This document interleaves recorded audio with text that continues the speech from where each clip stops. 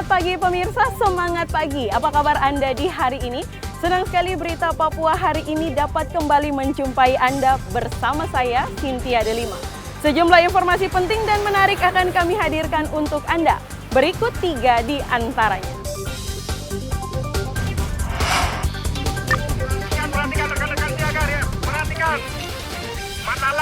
Markas KKB di Yaukimo digerebek polisi, 2 anggota KKB tewas. Kejaksaan Tinggi Papua tetapkan 3 tersangka kredit fiktif Bank Pembangunan Daerah Papua yang rugikan negara 120 miliar rupiah. Curi solar dari ekskavator tempat kerjanya, seorang karyawan di Merauke ditangkap polisi.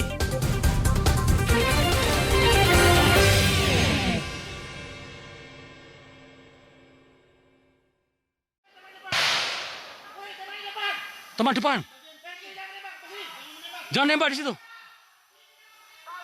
Polisi dari Polres Yaukimo bersama Satgas Damai Kartens dan Brimob menggerebek markas kelompok kriminal bersenjata Yaukimo di tengah hutan.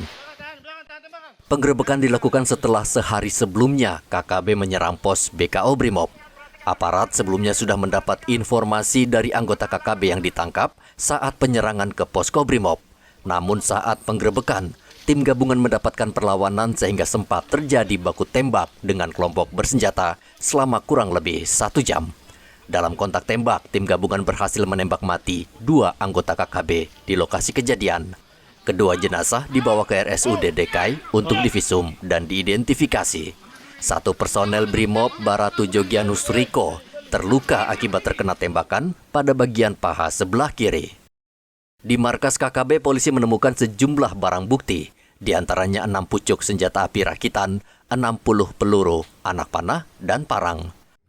Pasca penyerangan terhadap pos Brimob pada hari Selasa tanggal 1 Agustus 2023, personil gabungan dari Polres Yaukimo, Satgas Damai Karten, dan Brimob Amanusa melakukan penyisiran di seputaran kota DKI. Hasil penyisiran telah mengamankan 1 orang yang diduga anggota KKB wilayah Yaukimo berinisial AS di wilayah Komplek Pasar Baru, Kota DKI. Dari hasil penyelidikan terhadap AS didapatkan informasi bahwa yang bersangkutan mengetahui kedua pelaku penyerangan pos Brimob dan lokasi keberadaan mereka. Personil gabungan melakukan penyergapan dan terjadi kontak tembak di lokasi persembunyian KKB di dalam hutan di belakang kantor Bupati Yaukimo. Polisi berhasil melumpuhkan kedua orang KKB dan setelah dilakukan olah TKP, selanjutnya kedua KKB tersebut dibawa ke RSUD DKI untuk divisum dan diidentifikasi guna mengetahui identitas mereka. Akibat kontak tembak tersebut, 1 personil Satgas Amanusa atas nama Bribtu Jogianus Riko mengalami luka tembak di bagian paha sebelah kiri dalam keadaan sadar dan saat ini dalam perawatan di RSUD DKI. Polres Yaukimo dan Satgas Damai Kartens saat ini masih melakukan penyelidikan untuk mengungkap jaringan KKB Yaukimo. Igobat Momolin melaporkan dari Yaukimo, Papua Pegunungan.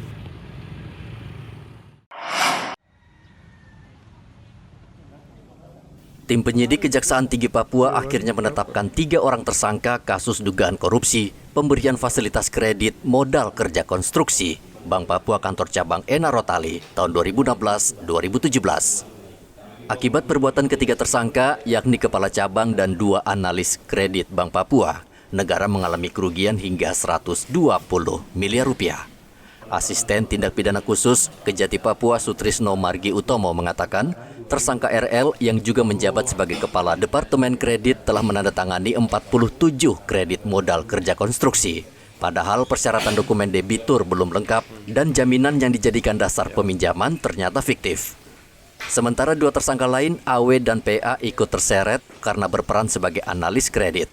Mereka diduga tidak mengecek lagi dokumen milik debitur. tim penyidik Kejaksaan Tinggi Papua telah menetapkan 3 orang tersangka dalam perkara dugaan tindak pidana korupsi Bank Papua cabang Inarotali. Ya, setelah ditetapkan tersangka 3 orang, ya, yaitu yang pertama adalah selaku kepala cabang Inarotali, dan yang kedua maupun yang ketiga masing-masing selaku analis ya kredit ya.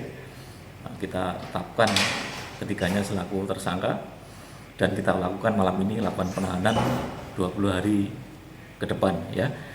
Jadi intinya setelah kemarin kita menerima secara resmi ya, LHP dari BPK RI bahwa terhadap perkara Bank Papua cabang Inarotali ini terhadap pemberian fasilitas kredit modal kerja konstruksi ya, ternyata telah merugikan keuangan negara sebesar 120 miliar rupiah sesuai perhitungan dari BPK RI.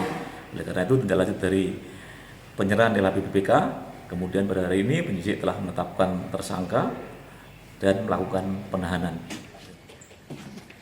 Setelah ditetapkan tersangka, ketiga mantan karyawan Bank Papua cabang Enarotali langsung mengenakan rompi tahanan dan langsung ditahan selama 20 hari di Lapas Abepura. Khalid melaporkan dari kota Jayapura, Papua.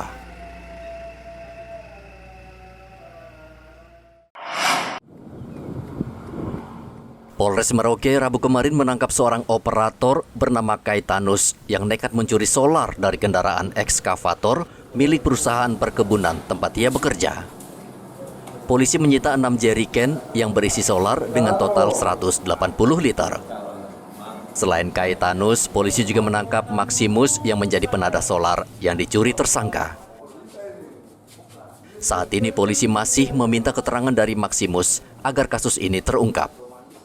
Selain penadah, polisi memeriksa saksi, seorang sopir yang ikut memuat solar tersebut untuk dijual tersangka ke penadah. Kemarin kita baru menerima laporan dari perusahaan tersebut bahwa ada salah satu atau 2 orang yang anggotanya melakukan penggelapan terhadap bahan bakar solar, yang mana bahan bakar solar ini diambil dari kendaraan truk mereka, kemudian dipindahkan ke jerigen-jerigen. Untuk tahapan sekarang kita masih melakukan pemeriksaan, kita masih mengumpulkan 2 alat bukti yang sah.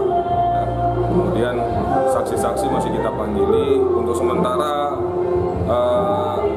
terlapor yang dilaporkan perusahaan itu masih status saksi. Dari hasil penyelidikan sementara, pelaku mengaku mencuri solar dari ekskavator selama 3 bulan terakhir dengan total yang dicuri mencapai 1.600 liter. Muhammad Ridwan melaporkan dari Merauke, Papua Selatan.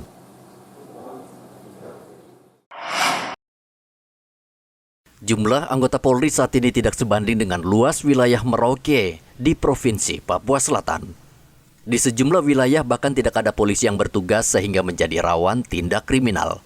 Oleh karena itu Polres Merauke membutuhkan banyak polisi untuk ditempatkan di sejumlah wilayah untuk melayani warga. Saat ini di Merauke terdapat 197 kampung dan menurut Kapolres Merauke AKBP Sandi Sultan, setidaknya dibutuhkan 800 polisi untuk melayani Kamtipmas di seluruh kampung. Sementara saat ini Polres Merauke hanya memiliki 634 polisi. Kalau untuk dihitung jumlah dari luas wilayah daripada Polres Kabupaten Merauke, ini jumlah Polres Merauke sekarang sudah 625, tambah 9 berarti 634. Ya, jadi itu masih kurang. Minimalnya dia sampai dengan 800 personel ya untuk bisa membackup wilayah Kabupaten Merauke yang terdiri dari 197 kampung ya gitu. Itu mungkin. Kita ini di Kabupaten Merauke kan sudah masuk wilayah Papua Selatan.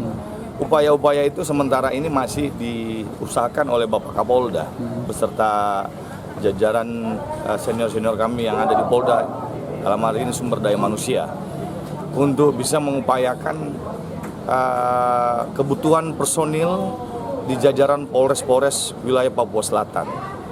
Ya, itu masih banyak yang dibutuhkan, baik itu di Polres Merauke, MAPI, Asmat, ya Bopendigul itu masih banyak yang dibutuhkan. Cuman memang kualitas yang menjadikan anggota Polri nanti ini tidak juga harus, mereka harus mengikuti sesuai dengan aturan, ya. Jadi kualitas tetap diperhatikan oleh pimpinan. Polres Merauke Rabu kemarin menerima 11 polisi baru. Mereka akan memperkuat jajaran untuk memberikan pelayanan Kamtibmas bagi warga di Provinsi Papua Selatan. Muhammad Ridwan melaporkan dari Merauke, Papua Selatan.